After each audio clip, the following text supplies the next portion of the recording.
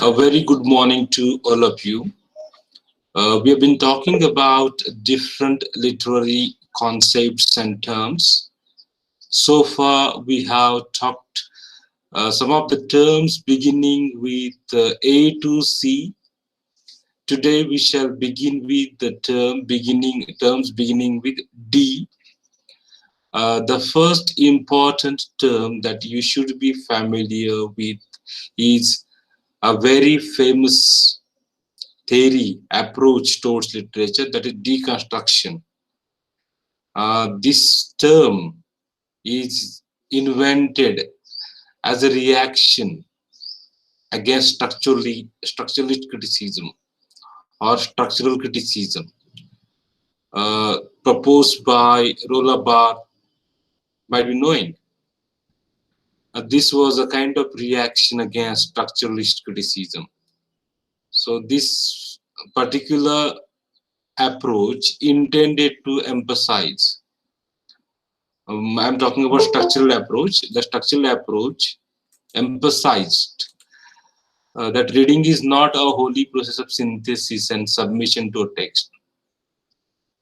Means structuralist approach was of the opinion that after reading a text, after reading the structural organization of the text, you will be able to understand the text. However, this deconstruction approach disapproves this particular approach of structuralism or structuralist criticism. So deconstruction is an approach to understanding the relationship between text and meaning. It tries to understand the relationship between text. Text here stands for any work of literature, a poem or a novel, a short story, whatever genre we are talking about. So it is an approach to understand this relationship between text and meaning. And the term deconstruction was originally proposed by the French philosopher Jacques Derrida. Okay, Jacques, it's not Jacques, it's Jacques Derrida. And he defined the term variously throughout his career. Means he kept on modifying his definition. Throughout his career, he defined the term variously. In general, deconstruction is defined as a way of analyzing literature with the assumption that text cannot have a fixed meaning. Means no text has a fixed meaning. Suppose you read a book today and you read the same book after 20 years, after 10 years, okay, and you may find a different meaning after each time. Means whenever you read the book, you may come across a different meaning. Means as you keep on rereading the book, as you keep on reading the book again and again, you will come across different meanings every time. So deconstruction as an approach to literary criticism, to the study of literature, aims to disturb, but this is not a negative approach. It aims to disturb in order to discover. Okay, means by deconstructing a text, you learn to read beyond a text straightforward content. Means we read a poem and we stick up with the straightforward meaning, but when you reread it, you go beyond the straightforward meaning of the text and you uncover new meanings and truths. Okay, means as you read a book for the first time, you may have one meaning in your mind. You may understand it in a straightforward manner. But when you read it again, after having some exposure to different background, different knowledge domains, you may come across new meanings and truths. Now, for example, When you talk about The Merchant of Venice, a book by William Shakespeare, so straightforward meaning, we support Antonio, we support Bassanio, okay, as the uh, protagonists of the play, and we have a negative approach, negative attitude about Shylock. So this is your straightforward understanding of the play, The Merchant of Venice. But when you get exposure to different, arguments, different social, cultural aspects of that period, then you may find that Shylock is not altogether a bad person as such. He is from a Jew community, and Antonio belongs to Christianity. He is a Christian person, and this play represents the conflict between Christians and Jews. And Shylock is hated for being a Jew, and no, he makes a very famous statement. You must be knowing, if you have studied The Merchant of Venice, and as per my knowledge, that book was prescribed in a syllabus. If you laugh at me, shall we? If we prick us, shall we not bleed? If you trick us, shall we not laugh? If you hate us, shall we not hate? Means I'm not recollecting the lines exactly, but these lines go like this. If you prick us, shall we not lie? Shall we not bleed? So it is action reaction.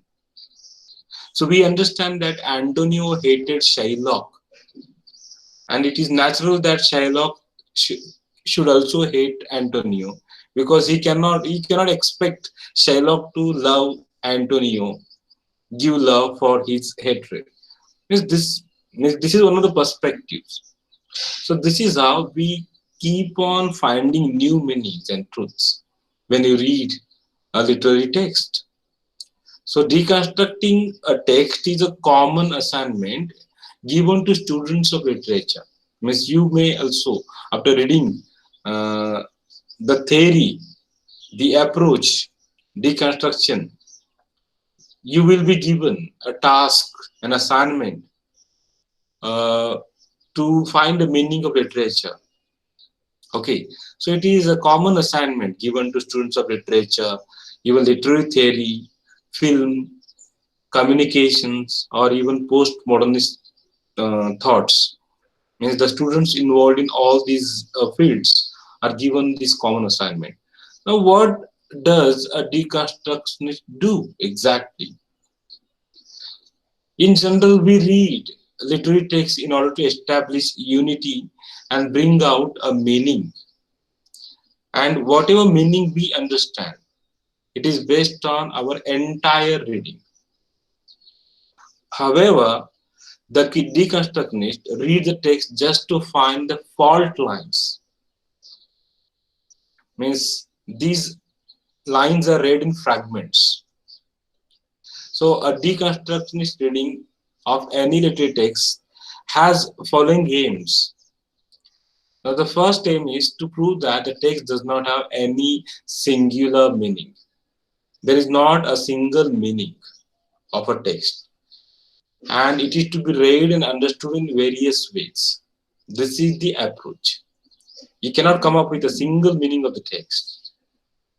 Secondly, to find out the disassociation of ideas and discontinuity of style is one more aim. And they find the disassociation of ideas and discontinuity to prove that the text is not a single unit. Rather, a text is a mode. Text is a mode of uh, different units of different kinds, and we can look for various kinds of breaks in a text to find out the possible repressed interpretations which are not highlighted. Means others may not find it. Okay, so this can be termed as the textual silence. Means text is a silent entity, and we can find the repressed interpretations. Now, let's take an example of a human being. We see a person and we come up with a very general statement that person is a very good person, and for someone that the same person may be a bad person.